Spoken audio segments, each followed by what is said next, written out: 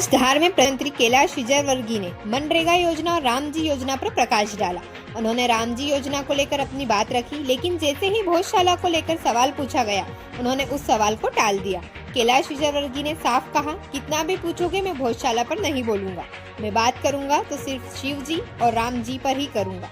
आज वह मीडिया से इतने डरे हुए नजर आए कि उन्होंने इलेक्ट्रॉनिक मीडिया को बाइट तक नहीं दी। भोजशाला के सवाल पर वे बार बार बचते दिखे और मौके से भागते नजर आए। इसके बाद स्थिति और बिगड़ गई जब उनके साथ आए एक सहयोगी ने एक पत्रकार के साथ दुर्व्यवहार किया। इस घटना के बाद मौके पर मौजूद सभी पत्रकार नाराज होकर वापस लौट आए। मामला बढ़ता देख आखिरकार कैलाश विजयवर्गीय को सामने आना पड़ा और उन्होंने पत्रकारों से कहा, मैं उसकी तरफ से माफी मांगता हूँ। धार में आज जो कुछ हुआ उसने राजनीतिक दौरे के साथ साथ मीडिया और सत्ता के रिश्तों पर भी कई सवाल खड़े कर दिए। पहले 90 और 10% का जो रेशियो था, उस दौर के अंदर जब 10% राज्य को अपना जो है पार्ट देना था, उस दौर में भी अभी भी जो है मनरेगा का काफ़ी पैसा बकाया है। अब चूंकि 40% हो रहा है तो कैसे बैलेंसिंग कर पाएंगे, जबकि राज्य खुद जो है वो कर्जे में है, 4.5 लाख करोड़ के कर्जे में हमारे हैं। देखिए, ऐसा है केंद्र से क्यों बात नहीं की जाती है, राज्य के हालात बताते हुए इस पर केंद्र के हर आदेश को स्वीकार करने वाली स्थिति क्यों ली जाती है? नहीं, ऐसा नहीं है जी।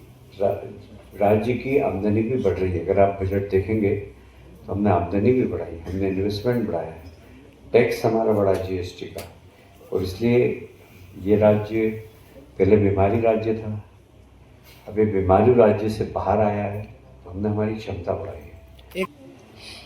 सर, इस योजना को समझने में, जैसा आपने बताया भ्रष्टाचार है, तो इसको समझने में सरकार को 11 साल क्यों लगे, जबकि आप जानते थे कि आप 20 साल से मध्य प्रदेश में भाजपा की सरकार है। आपने खुद बंगाल का उदाहरण बताया, तो उसको समझने में 11 साल लगे। और मध्य प्रदेश में जो भ्रष्टाचार है उसकी बात करेंगे। दूसरी बात की, आपने जो नाम बदलने की बात करी, ठीक है, एक्ट बदल दिया आपने, पर नाम से, महात्मा गांधी के नाम से क्यों एलर्जी रही?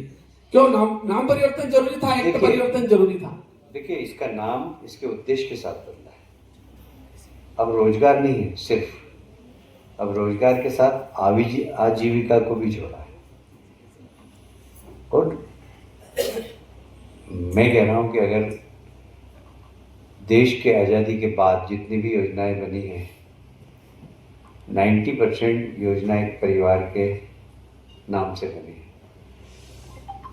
क्या फर्क पड़ता है उसमें अगर राम जी के नाम से भी कोई योजना बन जाए? वास्तविक उसका नाम राम जी तो है नहीं, शायद फॉर्म में राम जी आया है, और शायद फॉर्म में राम जी आ गए तो इसमें नाराजगी की क्या बात है?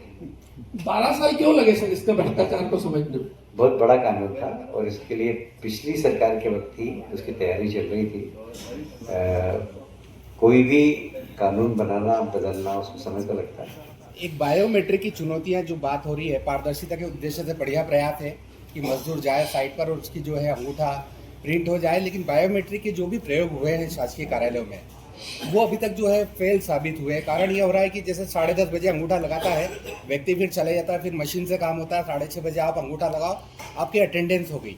इस तरह की चुनौतियां तो रहेगी, तो इसके लिए क्या और कुछ कर सकते हैं इसमें? तो रोज तो आना पड़ेगा ना, वो लखनऊ में लेके तो यहाँ पर काम नहीं करेगा ना, गाँव में ही काम मिल रहा है ना सर। आप समझ रहे हैं मैं भी क्या कह रहा हूँ?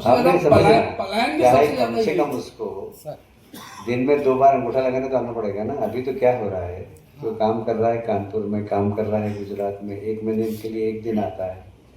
तो रोकने के लिए प्रयास किया गया है। आपके पास कोई अच्छा सुझाव तो आप बताना, हम सरकार को बता देंगे, वही परिवर्तन कर देंगे। क्या ऐसा कहा जा सकता है कि मध्य प्रदेश में मनरेगा की मजदूरी बढ़ने वाली है?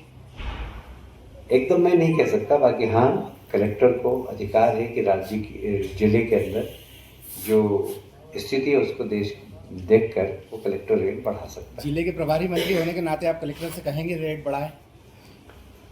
यदि सब जनप्रतिनिधि कहेंगे तो फिर हम कलेक्टर से कहेंगे कि आप एक बार मूल्यांकन कर लीजिए।